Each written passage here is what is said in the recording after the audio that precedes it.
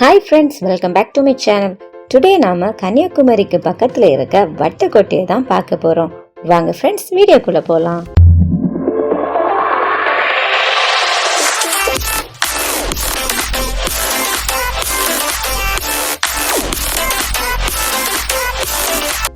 வட்டக்கோட்டைய சுத்தி பார்க்கறதுக்கு முன்னாடி வட்டக்கோட்டைக்குள்ள போக சார்ஜ் எவ்வளவுன்னு தெரிஞ்சுக்கலாம். இங்க இந்திய மக்களுக்கு 25 ரூபாயும், வெளிநாட்டு மக்களுக்கு 300 ரூபாயும் சார்ஜ் பண்றாங்க. டிக்கெட் எடுக்காம உள்ள போய் மாட்டிக்கிட்டீங்கன்னா 500 ரூபாய் ஃபைனும் விழும். இதோட விசிட்டிங் ஹார்ஸ் என்னன்னா மார்னிங் 10 o'clockல இருந்து ஈவினிங் 5 o'clock வரை. இந்த டைம்ல எப்ப வேணும்னாலும் நம்ம விசிட் பண்ணிக்கலாம்.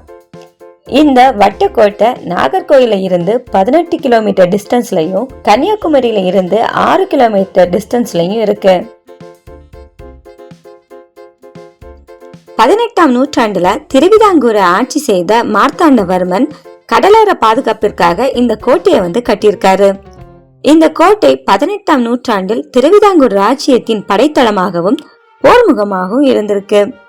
இந்த கோட்டை திருவிதாங்கூர் மன்னர் மார்த்தாண்டவர்மனின் உத்தரவின் பேரில் டச்சு தளபதி டிலனா என்பவரால செங்கோட்டையாக இருந்தது கற்கோட்டையாக மாற்றம் பெற்றிருக்கு.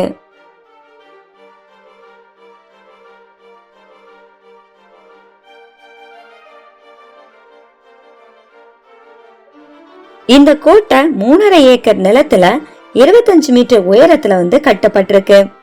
இது போர் வீரர்களுக்கு பயிற்சி அளிக்கும் கோட்டையாகவும், ஆயுதங்களை உருவாக்கும் ஆயுத பட்டறையாகவும், ஆயுதங்களை மறைச்சு வைக்கும் இடமாகவும் இருந்திருக்கு.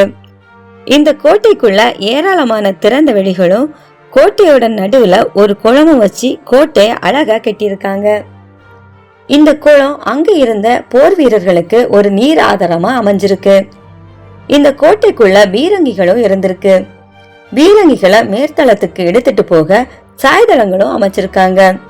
அண்ட் பீரங்கிகளை மறைச்சு வச்சு எதிரிகளை தாக்குற அளவுக்கு கோட்டையை திறம்பட கட்டியிருக்கவும் செஞ்சிருக்காங்க.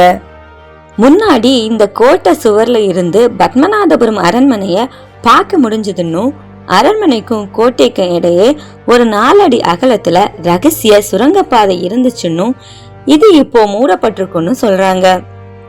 1809ஆம் ஆண்டுல ஆங்கிலேயர்கள் திருவிதாங்கூர் அரசை தோற்கடித்த போது இந்த கோட்டையை அழிக்காம விட்டுருக்காங்க.